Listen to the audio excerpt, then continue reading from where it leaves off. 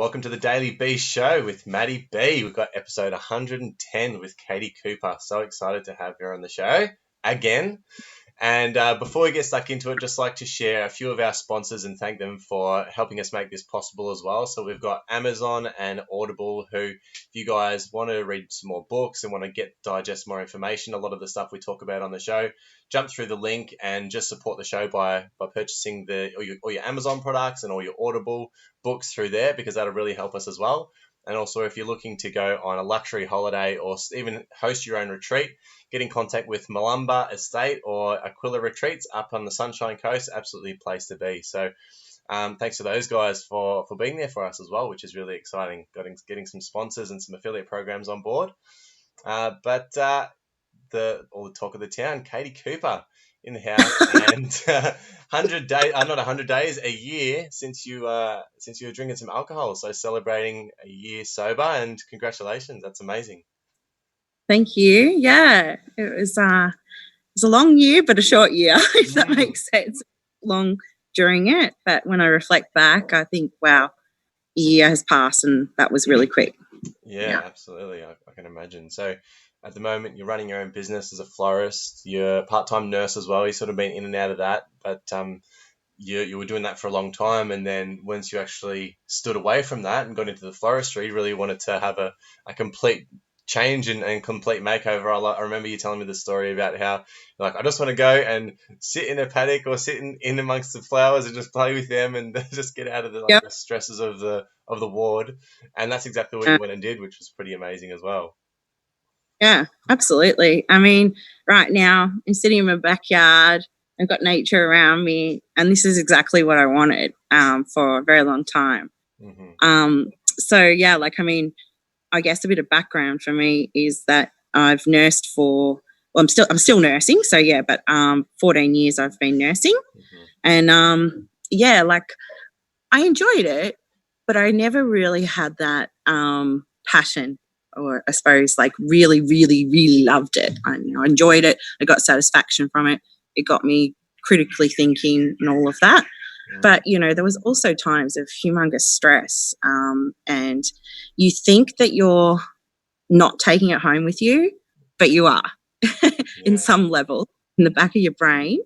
And it might not even be that big a deal until maybe you're triggered with something else. And I just felt over the years that there's got to be better than just working full-time nursing all the time, because the shift work was crazy. And yeah, you could be on for 10 days straight and endless shift as well. And with that culture, not that I want to blame nursing, because I take full responsibility for my actions, but I really think that culture in nursing and the medical profession is you need some downtime, and a lot of that's found through drinking. Yeah. Okay. And yeah, so it's like you have a crap shift and everyone just goes, oh, let's just pop to the pub after work. Yeah. And I think just over time, that became a coping mechanism almost, an unhealthy in the end. So, and just coming into floristry, I left ICU back in 2014, 15. God, I can't remember. I put it out of my mind that much. Because I did 7 years there and I just needed something else. Yeah. So I went into general practice nursing, but I did find that I still needed some sort of balance. I thought that maybe going to regular days, coming home for dinner each night, all of that was going to balance me out, but I was still looking for that balance in my life.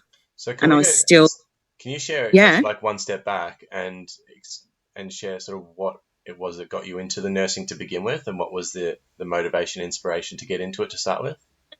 It's a pretty simple thing. I was in childcare, and I love childcare. I love working with babies. Yeah.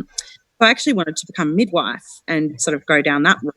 Yeah. Unfortunately, I didn't get into midwifery. I got into nursing, and I thought, that's okay. I'll do nursing and then I'll switch and do a postgrad in midwifery and specialise. But I think life just happened. It's a 3-year degree. You sort of move along through the degree. And And then you just sort of go, actually, I think I need to get some skills in nursing first. So it's just always something else that's getting in your way, that progression that you planned on. So I kind of just went with it. I did my grad year and all of that. And then I thought, back then, I hadn't done a lot of personal development. I had a lot of mental health problems. I didn't have very good self-esteem. So I felt like I needed to know as much as I could. And so that's what led me to a postgrad in ICU, which I never wanted. I never went, I'm going to be an ICU nurse. It scared the crap out of me. Yeah.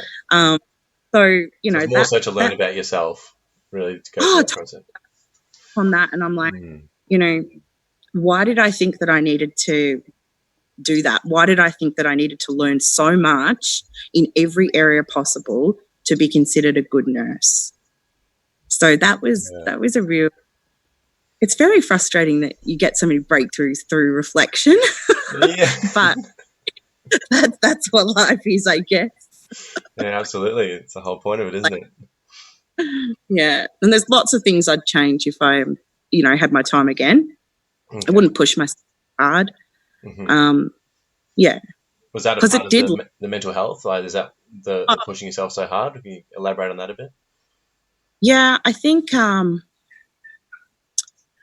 had a bit of a sheltered upbringing. It was great. Loved my life, but I think I was thrown into this huge world of nursing that threw me for six, and that affected my mental health. I remember having panic attacks and not knowing what they were, and I'd had a little bit of mental health problems in year 12, but I guess it was kind of stress compared to being on a ward or being in that high intense environment. Like, I remember one time in my grad year, and I was on an oncology and hematology ward, and I just remember thinking, okay, so I'm looking after 4 patients in isolation, so I have to get out every time I go in to see any of them. Yeah. And then the drug charts, and one patient had I think it was 8 different drug charts, like, that kept continuing over, and I'm like, how am I possibly going to manage this? And then the anxiety would set. I'm like, I've got to manage this, you know, I've got to do this because this is my job. And but yeah, I had these challenging situations in the first year or 2 of nursing, and then once again when I went into ICU, because that was like a new environment. Yeah. Does that give you a lot of like self-belief these days, like being able to look back and draw on those experiences and go like, well, like, I've gone through all these things that stepping into it, I thought, how the hell am I going to do this? But then just observing yourself almost just take on the challenge and come out on the other side and recognize what you're actually capable of.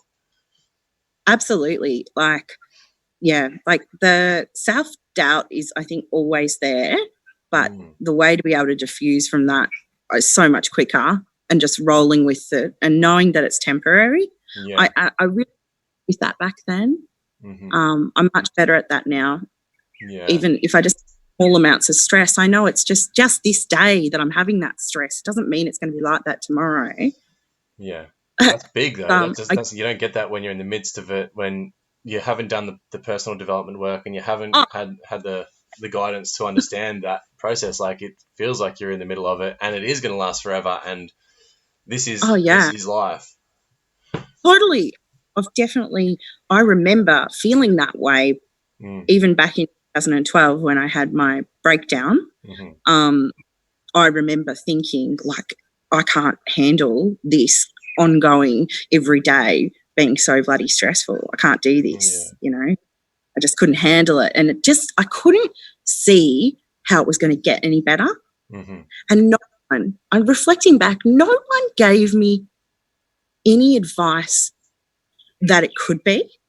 Yeah. You know, a lot of these days we've got with social media and everything, I suppose, is that everyone's saying, you know, if you don't like your life, change it. This, you know, nothing's permanent, everything's transient.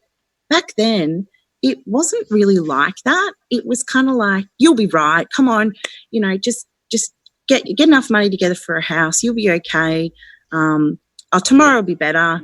I'd Like, no say one even actually, with that though, to cut you off, I yeah, think even with that though, you've got yourself to this point where you've surrounded yourself by people of that similar mindset now. So that's why you see that on social media. But I know that there's still people that are not surrounded by that don't have that put in front of them and don't have people saying that to them. It's yeah, like you speak on that like that's the way it is now in society. But I hesitate to say it's maybe actually because you surrounded yourself with. what, yeah. I must admit, support is huge, and I really do feel people that are struggling on their own. There is always an option of different supports, whether it be community groups or AA or whatever. There is the support available. It's just obviously it's very scary sometimes. People being vulnerable and, well, for once, admitting that there's issues with their mental health or their drinking or whatever. But I think once you can come out of the closet, so to speak, it does get easier. And I mean, this sort of stuff used to terrify me. Talking about drinking. Like, I really thought I didn't want to think about how people would judge me. Yeah. Or if I drank or if I didn't, it's like I didn't. Yeah, that was tricky to start with. Now I don't give a shit. Sorry. It's a full identity shift, though, isn't it? Yeah. Like you recognize, because I went through the same. Like when I stopped drinking, it was like, who am I if I'm not the guy that's out there having fun, drinking all the time, and in that space? Like I don't even know. Like, what's the point of me? The only thing I'm good for is to give people a good time and to be the fun guy to be around. And if I'm not doing that, well then, what the fuck am I? Who am I? Absolutely, and that identity crisis is totally what I went through. Totally, but the more I spoke to people, the more they told me how much they loved me when I wasn't drinking, and how much I was a pain in the ass when I was. So I thought I was fun. I thought I was the life of the party. Yeah. I thought that alcohol was the way, to get my friends and family together. Yeah. And that's just bullshit. Yeah. It was, they came to the party because they wanted to see me, or they called me because they wanted to chat to me. It wasn't because I was drinking. It wasn't, alcohol had very little to do with it. In fact, people probably didn't want to talk to me when I was drinking. Yeah. And I like what you touched on as well with respect to just having the courage to step out and come out of the closet, so to speak, because that is huge. Like on one hand, I think people don't acknowledge that there's even something there going on. Yeah. So it just is what it is. Like it's just life. Yeah. So there's not even a thought of something potentially being better or having better, or so yeah, they don't look at it like there's an issue. Or if they do see it, feeling like they're all alone, like no one really wants to help, or like if they speak up, they're just going to be a burden on other people, and not wanting to burden the people around them with their own negativity or their own shit to bring the other people down, so they don't want to do that. But from my experience, and even doing this show as well, like it blows me away in the Mental Wealth Summit, it blows me away how much and how willing people are to help. People are waiting for opportunities to go out there and help, but they're not going to offer help to people that don't ask it necessarily, because at the same time they don't want to be the one preaching to the choir and saying, "Oh, if you do this and this and this will help," because it might be met by, "Yeah, fuck off, I already know that." So it really takes a courageous person to step up and ask. But as soon as you do, I'm sure you can subscribe to this as well. As soon as you do, people around you are willing and so eager to give that assistance and help too. Absolutely. And I think on that too, you've got to, as a person that is going forward and taking that vulnerability, you've got to also take responsibility. Like, so if I know, big topic, but hard, because you're in this vulnerable situation, maybe you're even detoxing, and all of a sudden you've still got to take on this responsibility, because people will suggest things, people will be there to help you, but if you don't help yourself, people will fall away. So, like, yeah, if you're going to say, do what you say you will do. So if you're going to go to the doctor and get things addressed, or if you're going to go see someone about your addictions or whatever, then do it. Like, don't just put it off. And then when the next time your friend checks in with you, you haven't done anything about it, and you're just ending up regurgitating more of the same things. And that can be when it does become a bit of a burden on your support network, because really our support, they just want us to be living our best lives. That's what they want. And yeah, so they're not there to be a constant sounding board, but they're there to be for the support, through the process of you taking responsibility for your own health or your own issue or your mental health problem. They're there to support you along the side and be a cheerleader, but they're not there to fix for you. No, so you need to run the race yourself. A lot about responsibility through this process. Yeah, a lot. And for those that don't know as well, like the way, or one of the ways that me and Katie have really connected is through this journey as well. Like I've been through my own journey of addictions and different levels of mental health struggles and challenges, and on my own journey of personal development as is she. And Katie's an advocate for mental health and got her mental health advocacy page that she helps and just spreads the word on different things that have helped her along the way and things that are helping others as well, which is absolutely amazing. But can you share a little bit about that experience, about starting that page and really stepping out into the spotlight like that, and what you've experienced, and just share a bit of that with us? Yeah, so it was back in 2016, about November, where I was, I had a suicide attempt. So I was admitted to hospital, the Melbourne Clinic, and I'm just trying to recount it. So I was back then I was very aware that I had issues with alcohol. So I was in there doing a detox. As such, I was in there for a general admission, mainly for my mental health, but at the same time doing an alcohol detox, which was difficult. And I remember being exposed to my first AA group, and I thought, oh my God, I'm so not one of these people. Yeah. Like, whatever. I still had that real arrogance and that real sort of resistance to wanting the help that was being given to me. Yeah.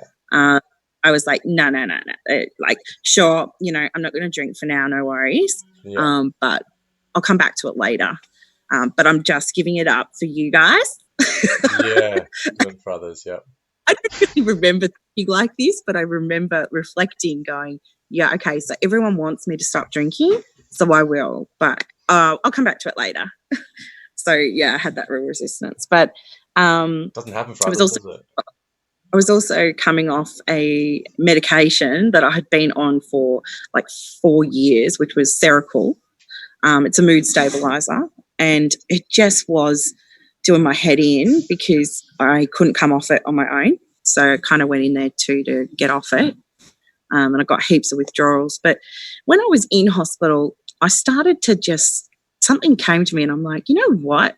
I need to share this journey. I need to share what hospital's like and how, this mental health and mental illness is bloody real, and it's everywhere, and just you don't see it because no one bloody does anything. So I was like, okay, I'm going to just start doing videos. And so I started doing these live videos, and I mean, I look back on them now and I cringe a little bit because I'm just like, God, I was very unwell for starters, but I was in a real victim mentality as well. And then when I got out of hospital, I thought, God, it'd be so great if we just had a bloody page you could just go on to and get that sort of daily inspiration, or, someone else's story about mental health. And so I just decided to make the page inspire me. I wanted to be inspired by other people, but I also wanted to have that clear message of never giving up, because even when you think it's so crap, it's never permanent. And like, on all the occasions where I've had bad depressive episodes, like I reflect back and I go, it's a small blip in my life now. But at the time it's all consuming. So I just want to really get that message across to never give up. Yeah. So yeah, Never Give Up came about, and it was just kind of like whatever I felt like doing. And it's funny because like it's just still organically growing. I don't mind who's on it. Anyone that wants to be on it and does want to do anything on it is welcome to. And so I'll post quotes, and I've got the lovely Kim, who is also an admin on the page, and far out, that girl's a ripper. She bloody posts all the time on it. Cool. And so I'm interested because initially I felt like maybe it was a bit of work for me and maybe I wasn't getting much inspiration back. Yeah. But was on there all the time posting, so I get lots of inspiration. Yeah. So it's good. Yeah. Kim who? Kim Grace. Kim Grace. Kimber Grace. Yeah. Kim Gray. Cool. Shout out. Yeah. She's awesome. Yeah, and that's beautiful. And with respect to the heading of the show, like celebrating your 1 year of celibacy, of alcohol free. Oh shit. I did 3 months last year. That was painful. Yeah. But that, even like you said before at the start, that 1 year, it's gone so quick, and that's not even a moment. Like in the moment, the days that are really shitty and tough to get through, they'll pass. But even looking back, like the last year, it's gone so quick. Yeah, it felt like it was a pretty big effort going through it, but it's gone so quick. So share a little bit of this journey with us, going from, the realization, maybe start there, the realization of something's got to give. And you've already touched on some of the motivations that were coming but weren't strong enough to get you to really make that change. But share a bit more of those, and then what it really was that got you to that breaking point and that line in the sand. I think so. Back a year ago, I was nursing, but I was also starting out my business and doing markets. So I was busy, and I needed a lot of stress relief, and I couldn't really have that at my home because I lived with mum and dad, and I felt like I couldn't escape my reality because it was like I'd either be in my room or I'd be out back, and I just sort of felt like I didn't have a lot of privacy. So I ended up going to pubs and just having that downtime where I didn't know anyone, and people wouldn't come up to me and I could just chill. And so it started off sort of going to pub a little bit on my own. Yeah. And I knew that was great. But like I guess it just kind of became a bit more of a habit. It also became a habit for me to little things crept in. So, when I used to be able to, buy a bottle of wine and have a few glasses, it ended up being, I'll just get 2 just in case, 2 bottles we're talking about. Like, that's not normal. That should have thrown off a bigger... It is at the time, though. It was at the time. It was normal. And, I'd do things like, I'll get one that's low joule, one of the lighter wines. Because, I love the taste of wine. I still would love to be able to have something that tasted like wine. White wine was my go-to.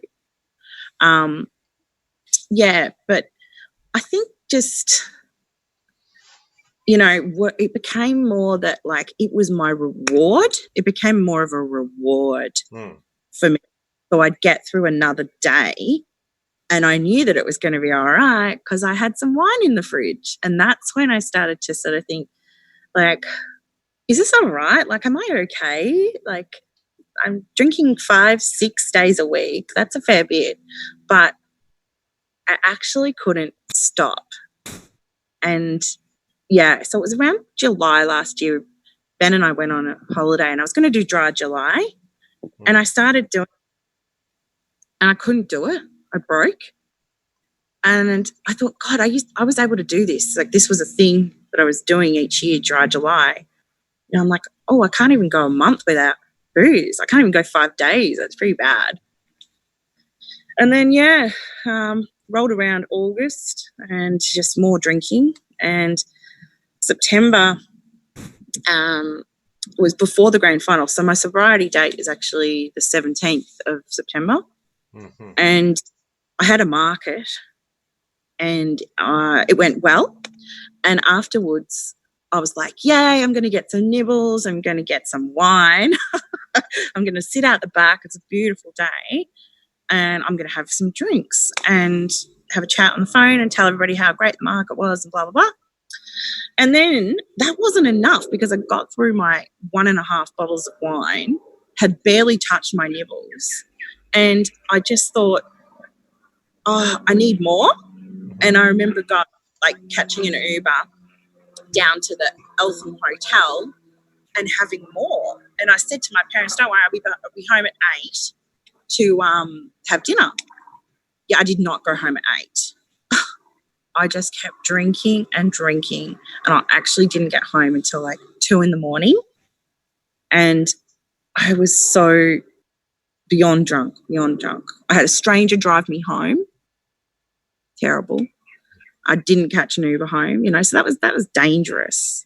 And I was consistently, if I was out, I was dangerous, talking to randoms, catching, oh, hold on. Sorry. Catching Ubers, and I don't know, it just was unsafe behaviour. I'm very lucky that nothing happened to me, but it could have so easily happened to me. Yeah. And I know that I was scheduled to work the Monday, and what happened that morning was I woke up at 7 a.m. I'd passed out. And I was still drunk. I was totally still drunk. And I just had this overwhelming feeling of, this is not good. Like, this is so beyond any of my values. Like, this is totally, I have no integrity at all right now because I have to go do my job. I am still drunk, and I have this policy that I've had for years since I've had mental health problems to not go to work unless I'm 80% functional or above. Well, 80% or above, I love it. Yeah, that's my rule with nursing. I have to be at that high level because literally people's lives in my hands. So, true. And that was how I'd gauge my mental health and being able to nurse and whatever as well. But yeah, it was pretty full on actually. I sort of felt like kind of had this thing happen where it was a real rock bottom morning, and I just thought, I had this thing come into my head going, holy shit, this is your turning point. This is your crossroads, Kate. If you keep going like this, you are going to lose everything, like everything. You're going to lose your relationships. You're going to lose, you're just going to lose everything. You're going to lose your job. You're going to lose your career. You're not going to be able to build your business, or you could get some bloody help. And it just came to me, and that morning I had to get some help. Yeah. And, like the things that I still feel like I was guided by some sort of something else, because up until then had I not made this breakthrough. But that morning I was just like, okay, I need to get help. And, everything happens for a reason. I'm a big believer of that. Ben was going to break up with me that day. And he didn't, but I got help that day. Yeah. But he was going to come over that night and break up with me. Yeah. Because he couldn't handle my drinking anymore, And only after I quit and went through and did AA and did some support counselling and stuff like that, did I really realise how much I was affecting my loved ones with my drinking. Yeah. Yeah. So that's I couldn't see how much I was affecting them. It was like I had these blinders on, and I was just, oh, it'll be right. You'll be right. Don't worry about it. I'm not drinking that much. I just fobbed them off all the time. And yeah, I was really hurting them. I was worrying them. Yeah. Yeah, it is like you got blinders on in that state. And it's amazing that like my parents really didn't like seeing me drink a lot, do a lot of drugs, live the lifestyle I was as well.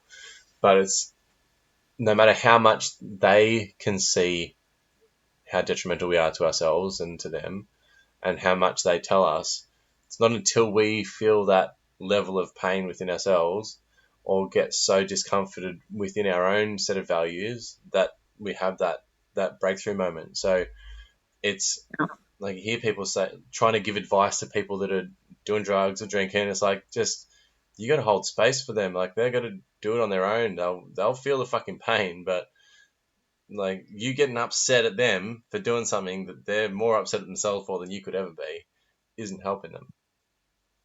That's exactly right. And that's with everything, I think, Matt. Like, that's you can't push anything onto anyone else. You just can't. Like, they've got to be open and ready. And you might have like 100 people, and maybe one of them is in that space of readiness. But it's very often that people will be like, who do you think you are giving me advice? Like, I'm so not ready to hear that. And the same with diet stuff. Like, people don't want to hear, your recent fad diet because they're not in the space to receive it. So they want to keep doing their thing. So that's what's great about having the page that you're doing as well, is that you're not there to push anything on anyone or to preach to the choir, but more so just to share your journey. So anyone that is at that point or close to that point of breaking through or stepping over that threshold, they've got people like you there that are willing to share their story, that they can draw inspiration from. They can sort of see how it went along the path. And it's really great. Yeah, well, I guess I've sort of always made it clear that I've got that like open door policy with boundaries, of course, but I've been doing a lot of work with boundaries. But yeah, awesome. But I do have that, sort of like, if you are struggling, please call me or text me or whatever. If you haven't got the support, or if you haven't got that, at least I can probably help you get through that moment and maybe guide you in a direction. Yeah. So that is helpful. Yeah, absolutely. And so where are the best places for people to reach out specifically for yourself? Yeah. To me? Yeah. Like, just through Facebook is probably the easiest. Yeah. Yeah. So like, just Messenger is probably the best, because I'm constantly on Facebook because my business is built on Facebook. So that's probably the easiest. Or a text message or a phone call. Like, I don't think we call each other enough these days. Oh, hallelujah. Absolutely. Text. Yeah. It's so frustrating, text messages. I don't like them. But it is frustrating. Sometimes it's convenient, like, because if you're at work or whatever, or if you're busy, you can just go, I'll call you in 10 or whatever. But like, it's actually really nice when people call you. Yes. And it's rare these days. Well, I think text message is the gateway to a conversation. So once the conversation's open, that's when you pick up the phone. Yeah, absolutely. Yeah.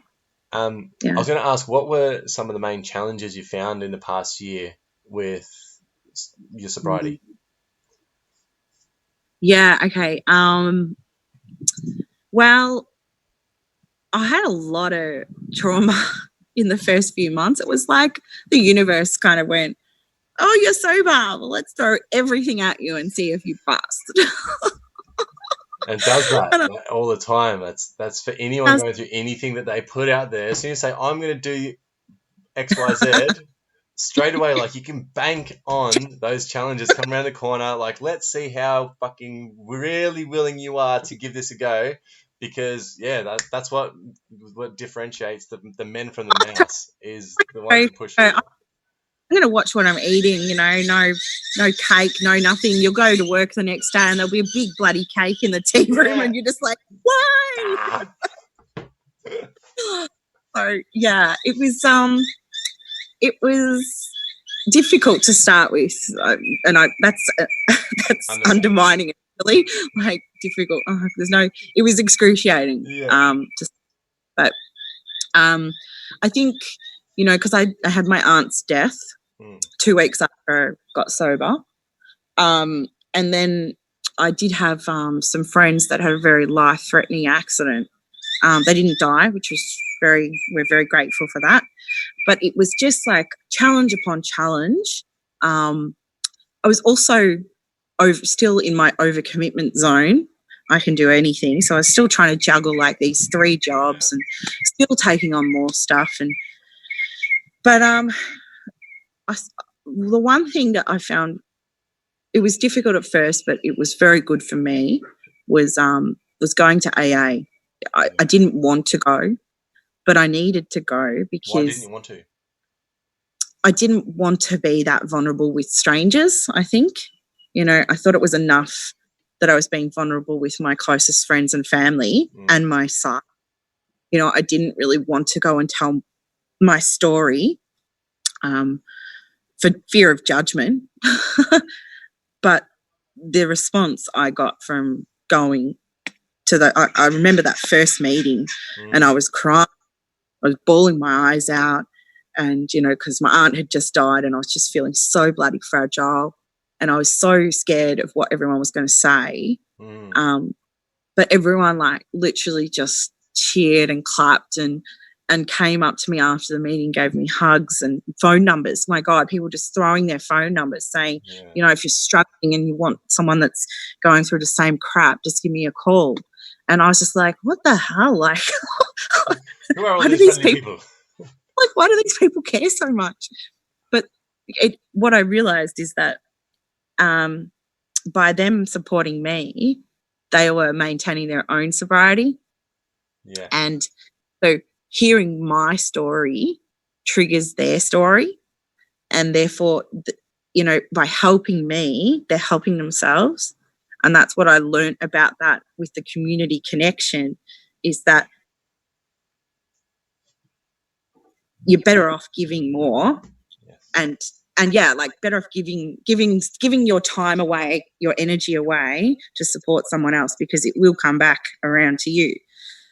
And, you know, I don't go to AA anymore. I don't do that because in the end I had enough and I got what I needed.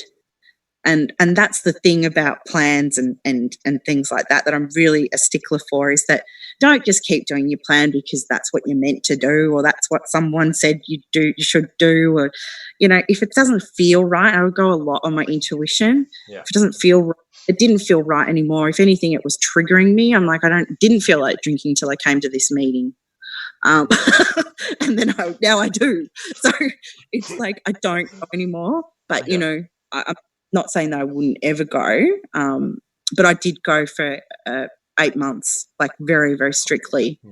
1, 2, 3 times a week. Yeah. Oh. And that's the circle of life, isn't it? It's like the law of reciprocity is the more you give, the more you get.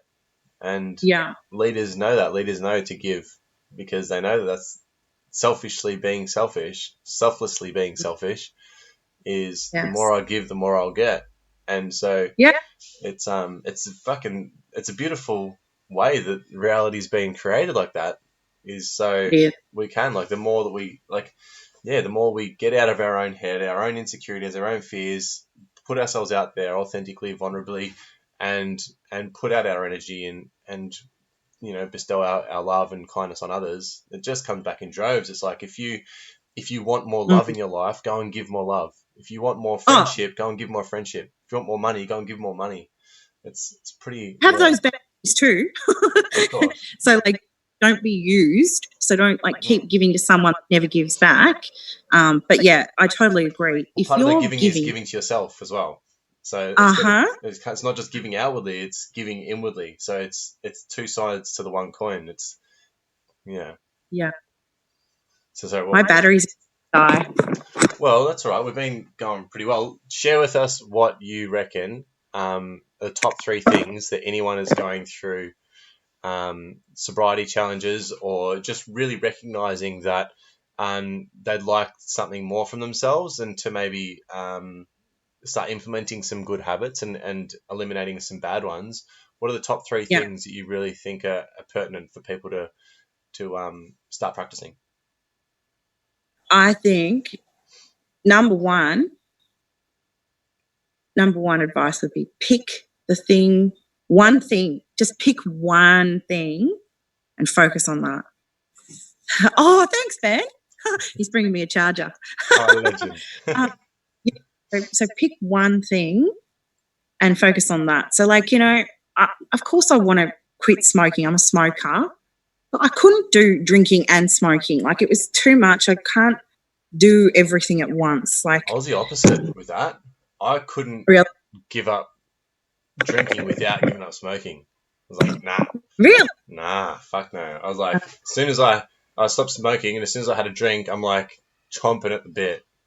Like, I'm going to chew someone's leg off if I don't have it. Well, that's my thing too, is I used to smoke more when I drank. Oh, fuck, so I knew he had to go first. Yeah. Other reason. So I did them both at the same time. It was really fun.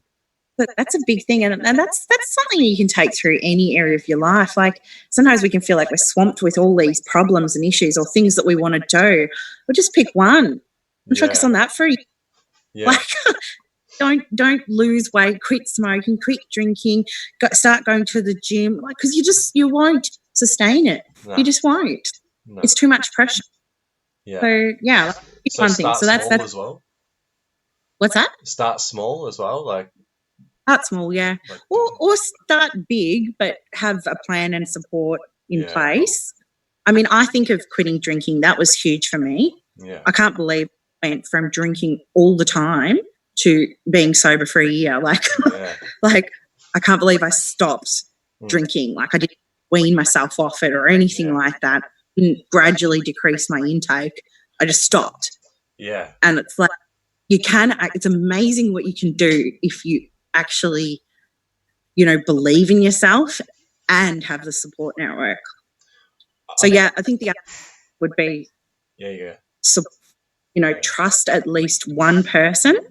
You don't have to tell the whole world what's going on for you, whether it be depression, anxiety, suicidal thoughts, addiction, whatever it is. You don't have to tell the world. You don't have to get on a Facebook Live video and tell everybody. Not like just us. Tell you don't have to do this.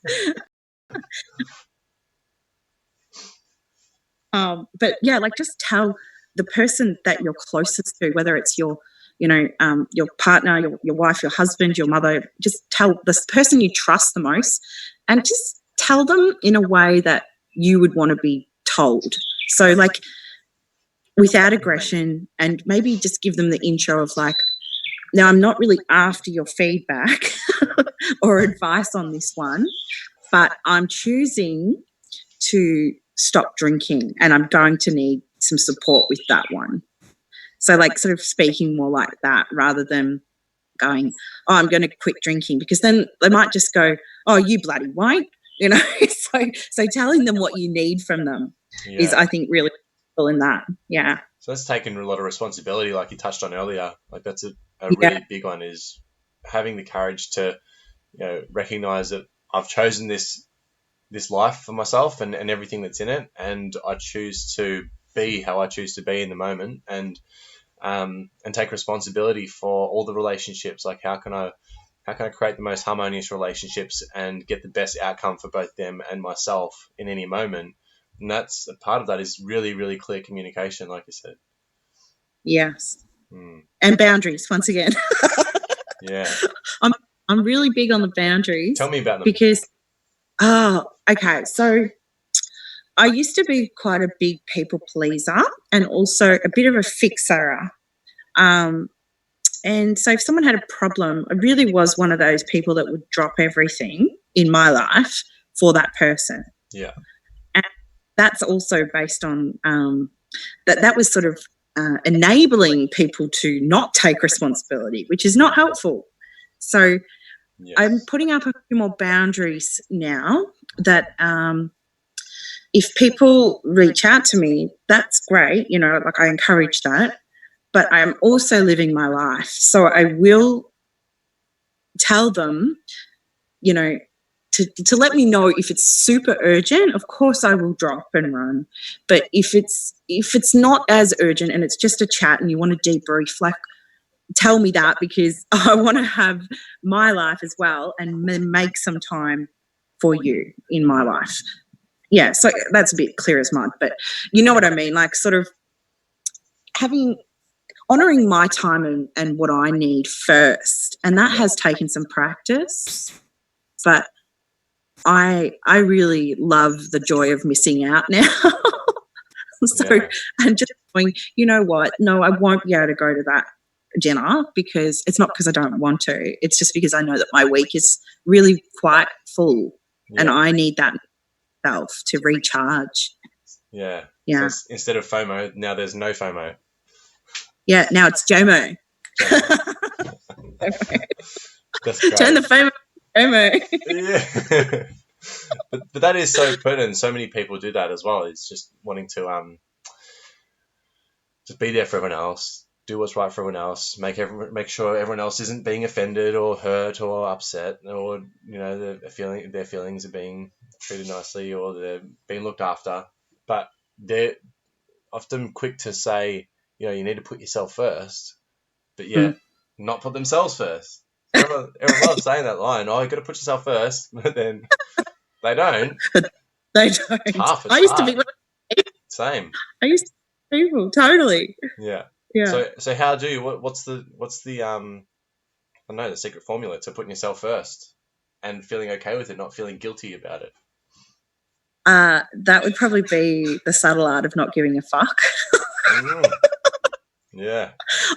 That book helped me so much because it really highlighted how many fucks I was giving. Oh, so many. About what other people thought, or what a lot of assumptions. I didn't think I was making assumptions. I was making assumptions, and really everyone is running their own show. They're so busy, you know, wondering what they're doing their thing, their life. You know, I think you're just better off not giving so much of a shit about everyone else and focusing on what's right for you.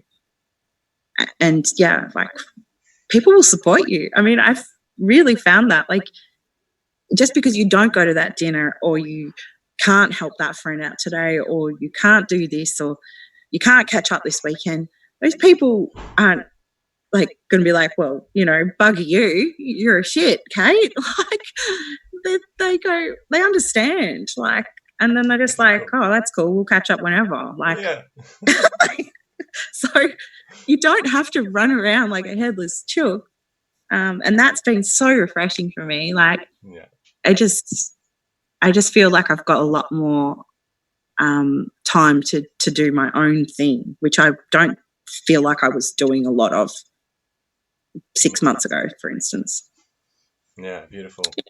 And you're such a different person just energetically to 12 months ago when we really started to hang out and speak frequently as well. Like, the anxieties aren't really there anywhere near as much. Like, it's just relaxed nature. I mean, you always had this big, beautiful smile, but yeah, just really at ease and a lot more comfortable with yourself and what's going on, and more capable, and that belief in yourself is just there. Just such a strong person. It's amazing. Well, I think the thing about being sober is that you learn to cope with life sober, you know, so you still have those triggers. You still have, you know, life still happens. You still, you know, have the car accident, or you have the, you know, the friend that's unwell, or, you know, the dog, or whatever it is. You still have the traumas, but you're so much better equipped to not intensify them, magnify them, or dull them down with alcohol. Like, it's not as extreme, and even the small stuff, you can pretty much surf the wave a lot easier.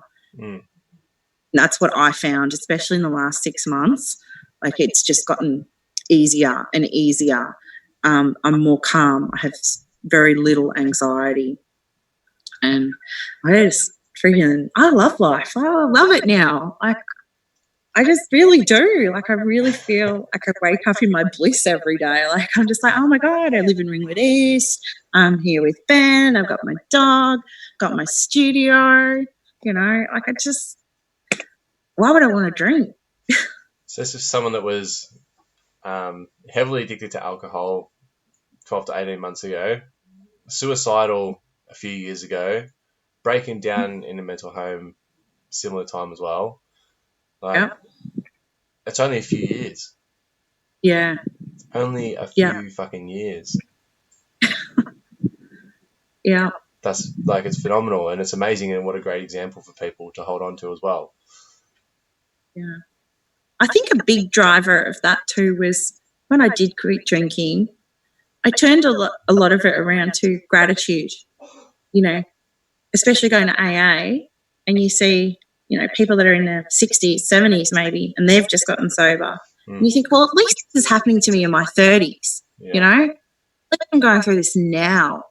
And, I literally think that I wouldn't have this house here. I wouldn't have a relationship with Ben. I wouldn't have half of the things happening with me. I wouldn't be running my business as well as I am if I was still drinking, because I would have turned a corner and it would have just gotten worse, Can I ask one thing that I remember as well is the freedom within my mind or the space that got created in my mind when I stopped that, because when I was drinking or doing what I was doing, so much time was focused on how I'm going to go get more of it, when am I going to go do more of it, the time spent doing more of it.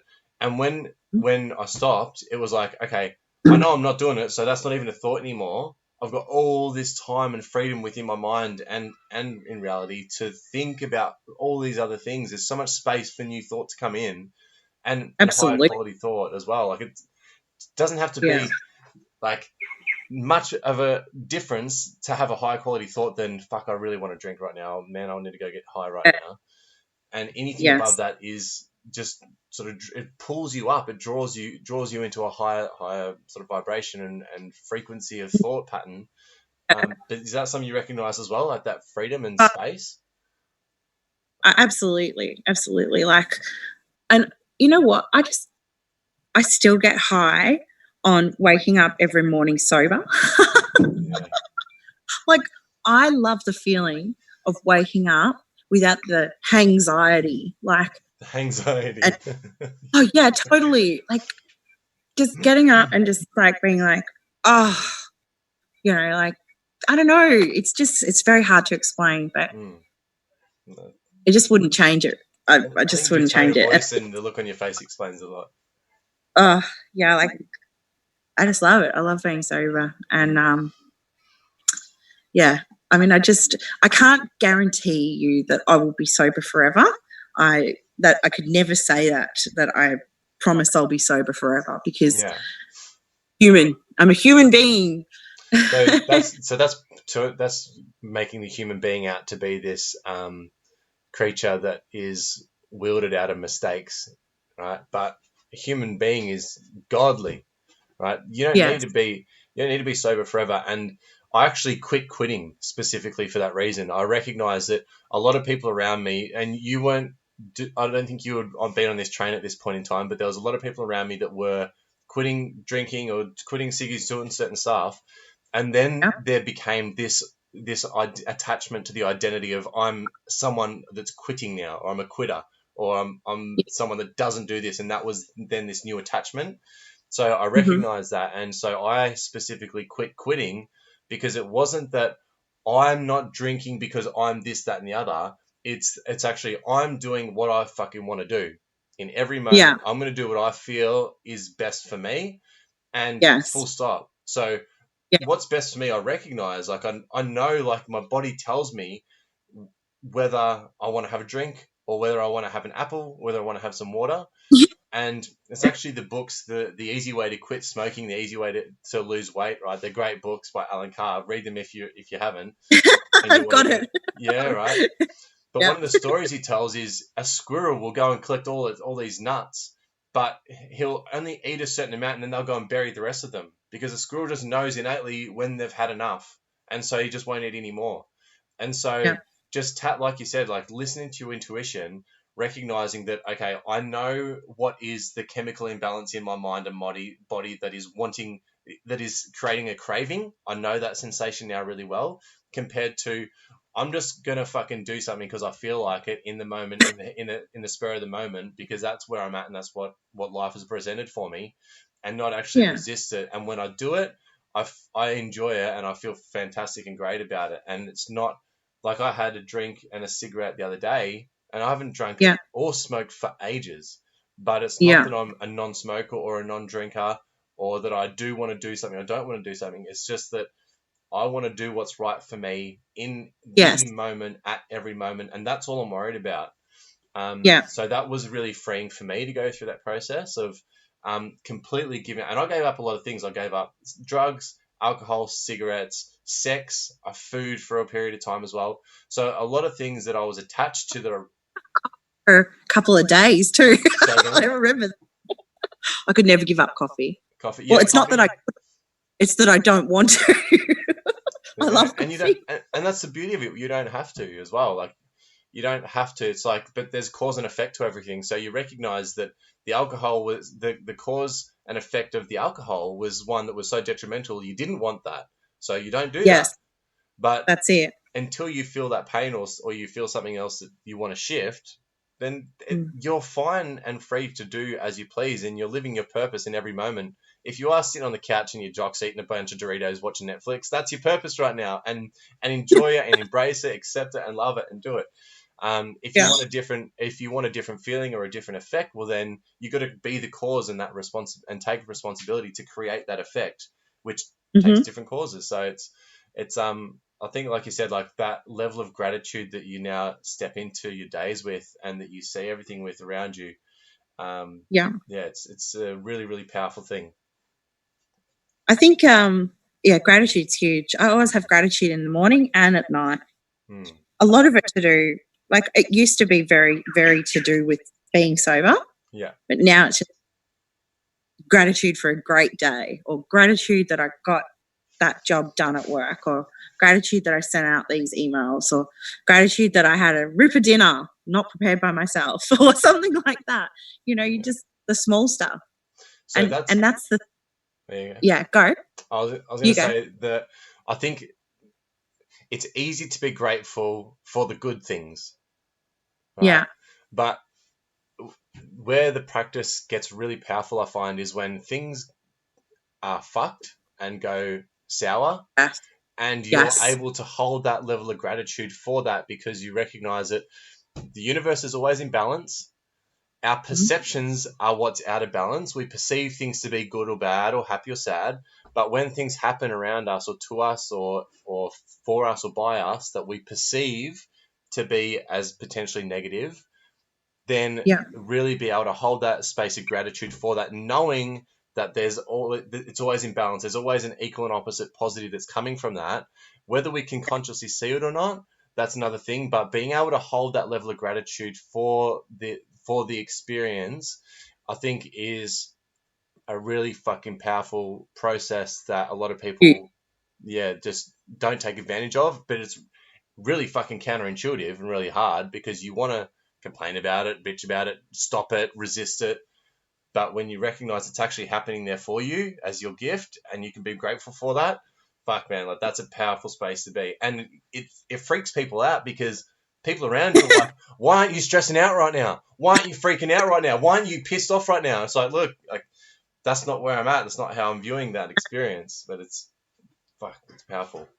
Absolutely. It's like if you don't get a job, like don't sweat it. Like there's a reason it's coming around soon. Just have your eyes open.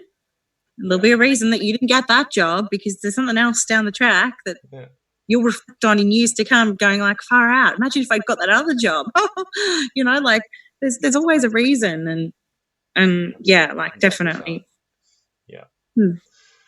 Love you, Katie Cooper. Yep. Oh, I love you, Maddie B. When are you coming to Melbourne again? We're coming down in December.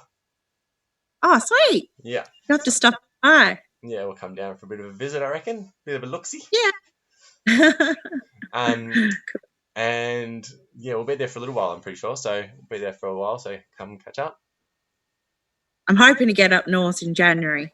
Yeah. Fingers crossed. Okay. That'll be my quiet month, January, Right. where everyone goes on holidays Yeah. and there's no flowers required. Yeah. True. So you have a busy holiday season all through like the New Year's, Christmas period with your floristry. Yeah, right till after Christmas. Yeah. And coming Very to busy. spring now as well with all the like spring carnivals and all that like Wedding. weddings. Yeah. True. Happy days. All right. Well, wish you all the best, and I'm looking forward to coming catching up soon. Yeah, cool. Thanks again. Awesome.